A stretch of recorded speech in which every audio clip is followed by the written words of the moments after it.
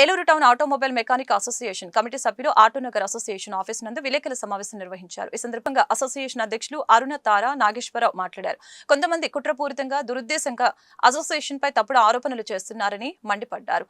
అలాగనే ఈ సందర్భంగా వారు మీడియాతో మాట్లాడారు.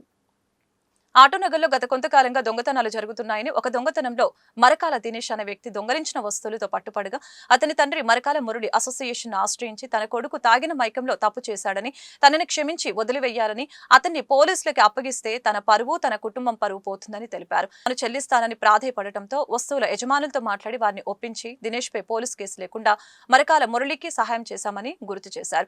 ప్రెస్ మీట్ లో చెప్పినట్లుగా వారి దగ్గర నుంచి 10 లక్షలు అడిగినట్లు కానీ చెబుతున్న విషయాలు పూర్తిగా అవాస్తవమని, నిజాలని కప్పుపుచ్చి అబద్ధపు మాటలతో ఆటోనగర్ లో అలజడులు సృష్టించడానికి ప్రయత్నిస్తున్నారని మండిపడ్డారు. విపరీతమైన దొంగతనాలు జరిగి గత 15 రోజుల క్రితం మరకా మురళి గారు అనేటటువంటి వాళ్ళ అబ్బాయి గారు కొంత దొంగతనం చేసి కొన్ని సామాన్లు దొంగతనం చేసి రెడ్ హ్యాండెడ్ గా పట్టుబడ్డాడు.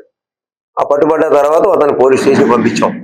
ఆ పోలీస్ స్టేషన్ పంపించే సందర్భంలో ఆటోనగర్ లో ఉన్న వాళ్ళంతా సామాన్లు పోయినటువంటి వాళ్ళంతా కూడా కేసులు పెడతారు సమయాక్తవుతున్న టైంలో మరకా మురళి గారు ఎంటర్ అయ్యి, మా అబ్బాయి నుండి ఈసారి క్షమించండి, తప్పు అయిపోయింది, ఇంకెప్పుడు వాళ్ళ పని జరగకుండా చూసుకుంటాం, వాడు ఏదో కొంచెం వ్యసనాలకు బానిస అయిపోయి ఈ రకంగా తప్పులు చేస్తున్నాడు కాబట్టి పెద్ద మనసుతో మీరు క్షమించాలండి, అదండి ఇదని అంటే ఆ సామాన్లు దొరికిన రోజు దాంతో పాటు ఒక 200 కేజీలు విలువ బరువు ఉన్నటువంటి కొమ్ము డాగలు ఎత్తుకుపోయాడు.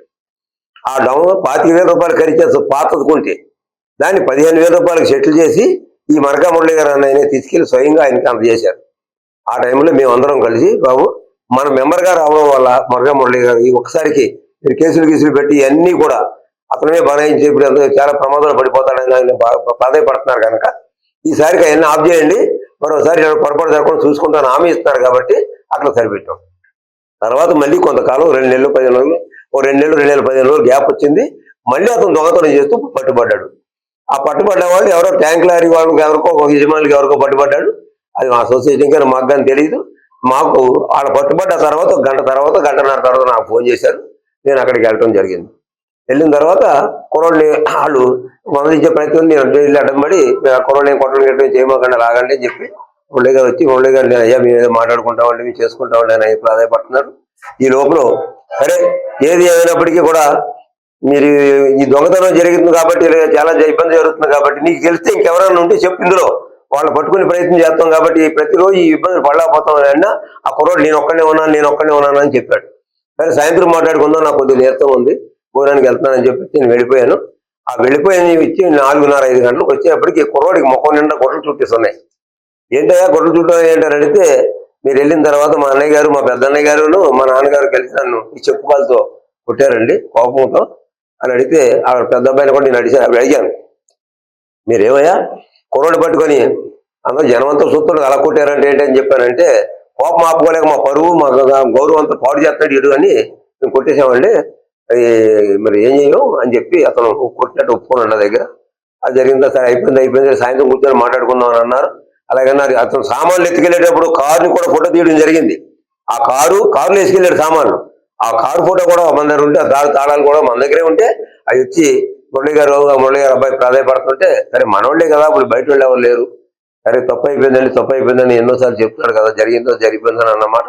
అది నిజం. ఆ తాళాలు కూడా ఇప్పుడు జరిగింది అంతే తప్ప అతను 10 లక్షల రూపాయలు ఇమ్మన్నాం 5 లక్షలు ఇమ్మన్నాం అనడానికి అసోసియేషన్ సంబంధించింది ఏం కాదు ఇది. మా అసోసియేషన్ సభ్యులు తాలూకా దొంగతనం చేస్తే ప్రజెంట్గా నన్ను రమ్మంటే నేను ఎక్కడికైనా వెళ్ళాలి, ఎవరి దగ్గరికైనా వెళ్ళాలి.